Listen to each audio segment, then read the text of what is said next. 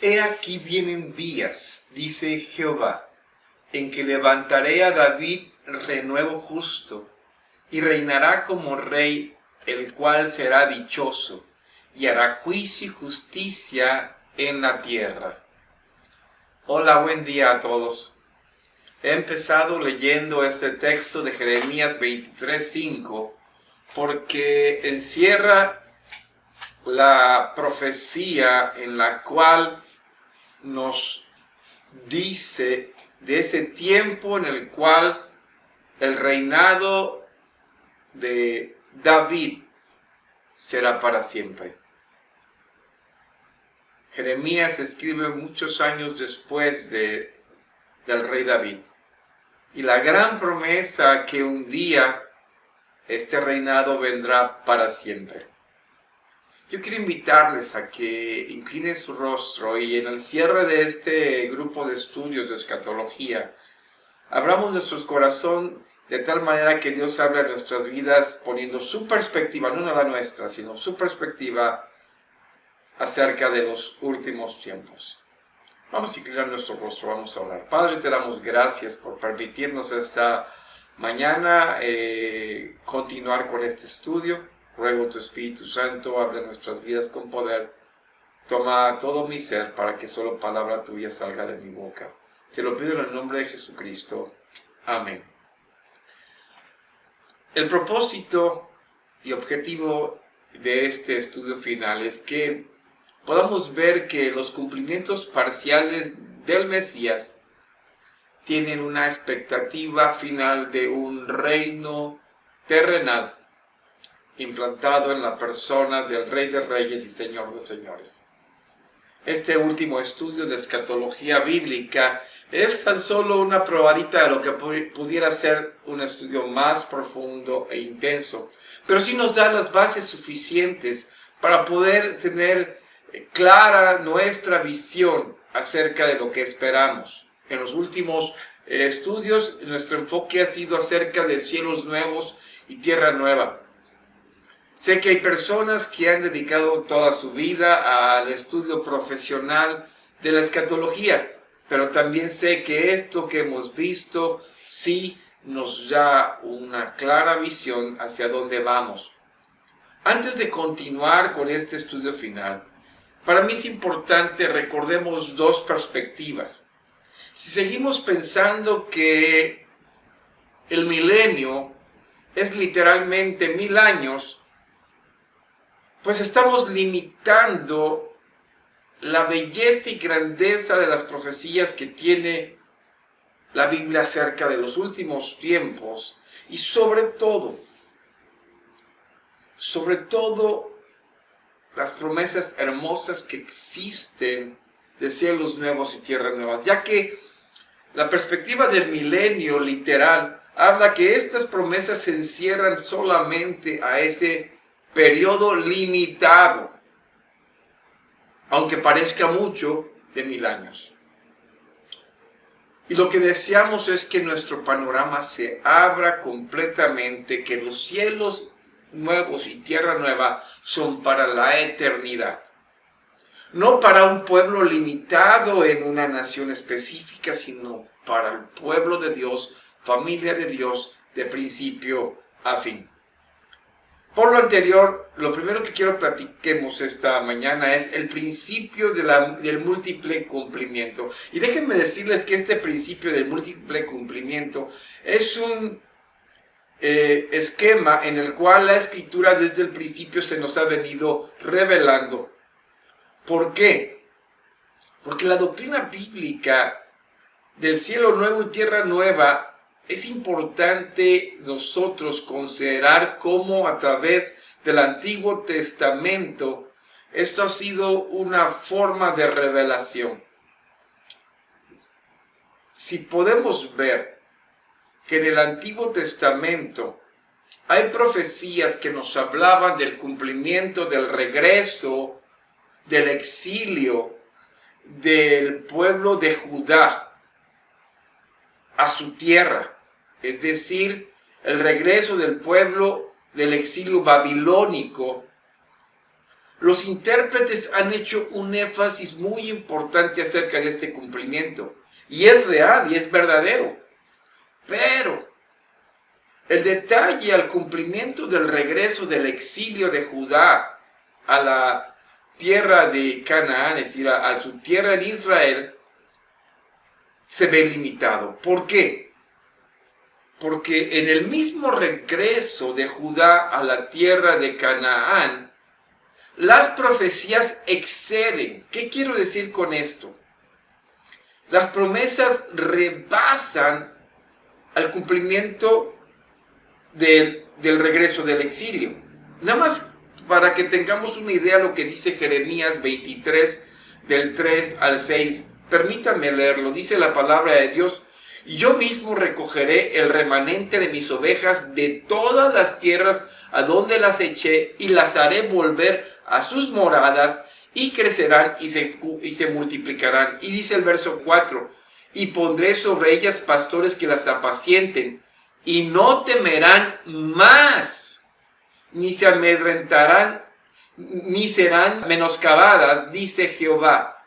He aquí que vienen días, dice Jehová, en que levantaré a David renuevo justo, y reinará como Israel, el cual será dichoso y hará juicio y justicia en la tierra.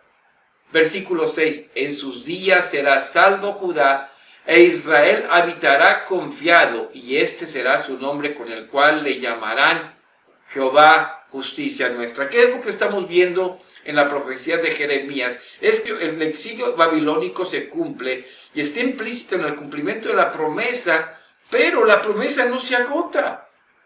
Siempre hay más. Y esto se refiere a un principio múltiple de cumplimiento. Ahora, este principio múltiple de cumplimiento no es nuevo.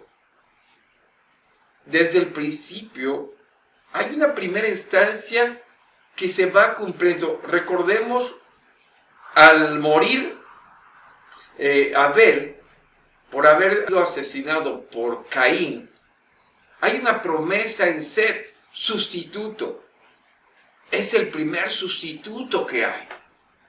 Y ese cumplimiento de promesa no es el total del cumplimiento de la promesa en Set, sino que también estas promesas apuntaban hacia quién, hacia David. David se vuelve en un tipo, luego Salomón se vuelve en otro tipo, y aún Zorobabel, en los tiempos del regreso de Israel del exilio, son tipos de ¿qué? De Mesías. Mesías tras Mesías se venían cumpliendo. ¿Hasta cuándo? Hasta el verdadero Mesías prometido en la persona de Jesucristo. Ahora, tenemos un problema.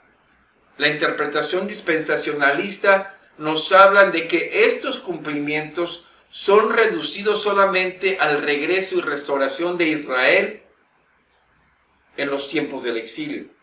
Es decir, el regreso del exilio. Y el error es seguir tratando al pueblo de Dios solamente como el Israel de la descendencia de sangre de Abraham, y no al todo del Israel del Antiguo y Nuevo Testamento. Este error se sigue cumpliendo o se sigue cometiendo por el dispensacionalismo. Entonces, ya hemos visto que no solamente esto es un enfoque demasiado limitado para las promesas de la nueva tierra, sino que contiene también ideas no bíblicas acerca del milenio. Observemos en las promesas que existen de Dios a través del profeta Amós. Amós 9:15 nos dice: pues los plantaré sobre su tierra, y ojo, y nunca más serán arrancados de su tierra que yo les di, así ha dicho Jehová, Dios tuyo. Si tuvieran su Biblia, subrayen esto, por favor. Nunca más serán arrancados de su tierra. ¿Habla de qué? ¿De una restauración para un milenio? ¿Solo en el periodo después del exilio? No. nunca más. Por lo tanto, lo que nos damos cuenta es que en el contexto de estos pasajes, desde el versículo 11 hasta el versículo 15 de Amós, tenemos promesas de a todas las naciones en el versículo 12. Luego, las condiciones en el versículo 13 van más allá del milenio. Y sin embargo, aún se menciona el regreso del exilio. Así que la invención de un milenio literal para los judíos no resuelve el problema. Así que no podemos considerarlo como una interpretación para estos versículos. 2. La Biblia interpretando a la Biblia misma. Una pregunta que tenemos que hacernos es, ¿por qué los profetas del Antiguo Testamento hacen referencia a la restauración del pueblo de Israel a la tierra de Canaán? ¿Por qué considerar esto? Porque tenía que hablarse en un medio en el cual pudiesen entender sus primeros destinatarios. Es decir, algo que tuviera sentido para el pueblo de aquel entonces. Y esto se llama que era un lenguaje proléptico. ¿Qué significa esto? Nosotros tenemos que interpretar las promesas a la luz del cumplimiento y la ampliación de las mismas. En el caso específico del para el Antiguo Testamento, pero nosotros tenemos la gran ventaja de que tenemos el Nuevo Testamento. Así que en esa ventaja podemos ver que el comentario nuevo testamentario nos da esta expectativa o esta visión diferente y más ampliada. Nada más por ver un ejemplo, en el Salmo 37:11 dice, los mansos heredarán la tierra. Este mismo concepto lo utiliza el Señor Jesucristo en Mateo 5:5 y no aplica esto a la tierra de Canaán, lo aplica ¿a qué? Universalmente. En Génesis 17:18 aprendemos que Dios prometió la tierra de Canaán a Abraham y su simiente. Pero en Gálatas, el apóstol Pablo nos dice que esta simiente de Cristo es ¿para quién? Para todos los de la fe en Jesucristo. Lo mismo encontramos en Romanos 4:13, cuando el Pablo comenta que esta promesa sería para la heredera del mundo entero. Lo que era solamente Canaán para el Antiguo Testamento, ahora esto nos da una expectativa ¿de qué? De todo el mundo, en Romanos 4. Así que, si nosotros consideramos que tenemos un solo autor, el Espíritu Santo, en toda la Escritura, es por lo cual nosotros debemos considerar que el concepto del Antiguo Testamento y el Nuevo Testamento tienen la expectativa y la proyección a todo el mundo. Ahora, ¿quién se atrevería a andarle protestando al estudiante más aventajado hemos conocido del Antiguo Testamento, que es el apóstol Pablo? Un alumno brillante de quién? De uno de los mejores maestros del Antiguo Testamento, que lo fue Gamaliel. Nosotros podemos ver que esta perspectiva de la tierra de Canaán proyectada que a todo el mundo se refleja en toda la Escritura. Canaán obviamente está en función del mundo, es un tipo del mundo entero. Y este tipo de lenguaje es llamado por los retóricos sinécdoque. Es como cuando le piden la mano de la novia. No van a entregarle la pura mano, ¿sí? Entregan a la novia. Eso es una sinécdoque. Canaán era el reflejo ¿de qué? De la herencia de toda la tierra. Ahora, Pedro, un judío por excelencia, en el sermón, en el pórtico de Salomón, en Hechos 3:21, él recalca los tiempos de la restauración de todas las cosas, la proyecta ¿a dónde? Hacia la segunda venida de Cristo. Es decir, todo esto será restaurado a su original perfección. ¿Pero cómo? Cielos nuevos y tierra nueva. Así que, mis amados, Pedro mismo afirma, y esto lo habló Dios por boca de los santos profetas desde el tiempo antiguo. El mismo apóstol Pedro tenía la visión de que de una restauración universal y eterna, no de un pequeño territorio, una Canaán, ni tampoco de un tiempo limitado de 1000 años. El apóstol Pablo escribe en Romanos capítulo 8, versículos 19 al 23, que la creación que fue sujetada a vanidad por causa del pecado, dice, esta creación misma será libertada de la esclavitud de la corrupción. Y en el verso 23 dice, la resurrección de nuestros cuerpos tiene que ver con esta restauración. Esta nueva creación contiene también cielos nuevos, tierra nueva.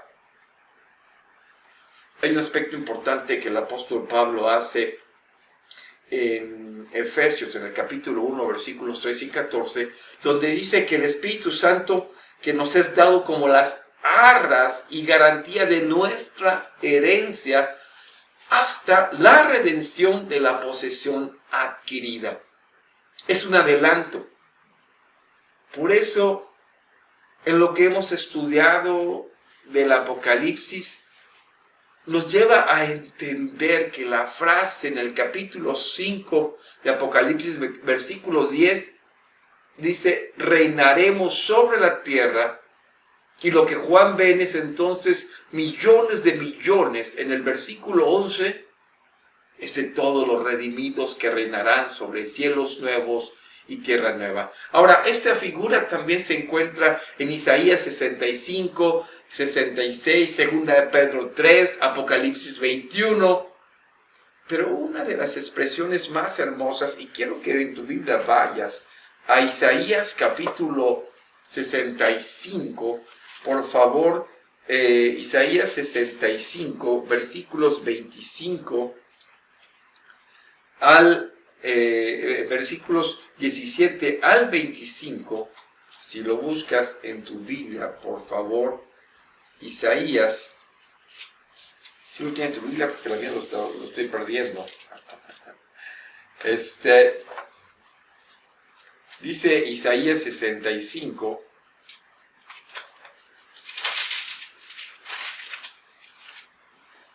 del versículo 17 en adelante,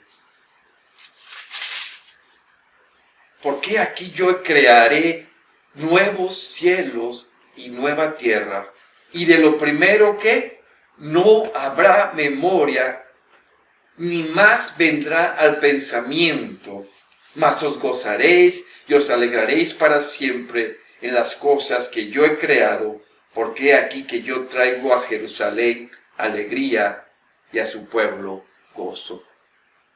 Mis amados, amigos, en el contexto de este pasaje se habla de un estado final.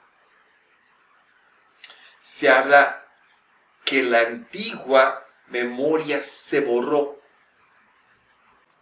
Y en segundo lugar, en el versículo 18, también nos dice que Dios nos manda a regocijarnos, no por un ratito, sino para siempre. No por 1000 años, sino por la eternidad.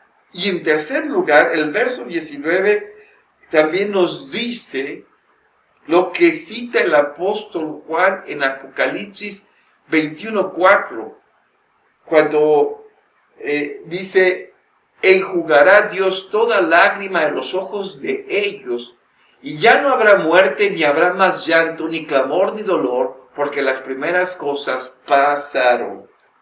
Y me alegraré con Jerusalén, y me gozaré con mi pueblo, y nunca más se oirán en ellas voz de lloro, ni voz de clamor.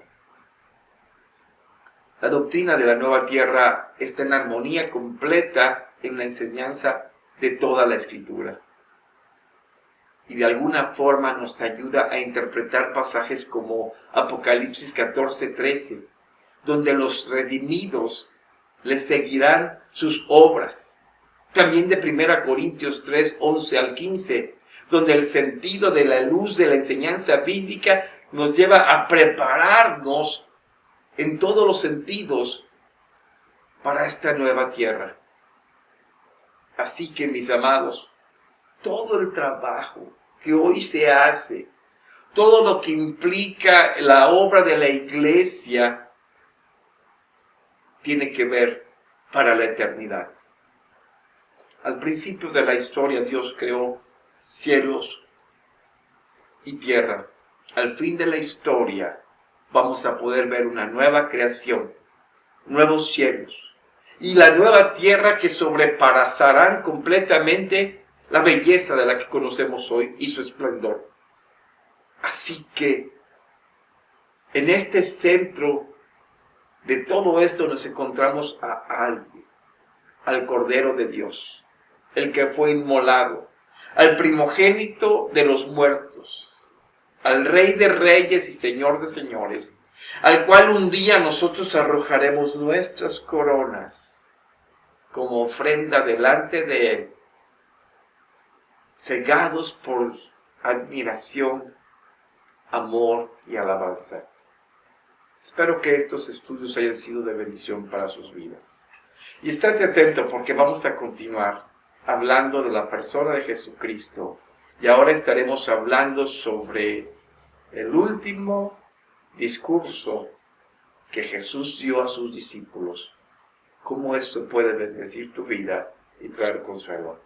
Dios les bendiga. Vamos a terminar orando. Cierre sus ojos ahí en su hogar. Padre, gracias. Gracias porque tu palabra es fiel y nos trae a nuestras vidas esperanza, gozo, aún en medio de todo cuanto podamos estar viviendo. Nos levantas la mirada por encima de todo y nos dices, hay grandes promesas. Gracias, Padre, que esto anime el corazón de mis hermanos y sea bendición a todos aquellos que han escuchado tu palabra. Gracias. En el nombre de Jesucristo. Amén. El Señor los bendiga.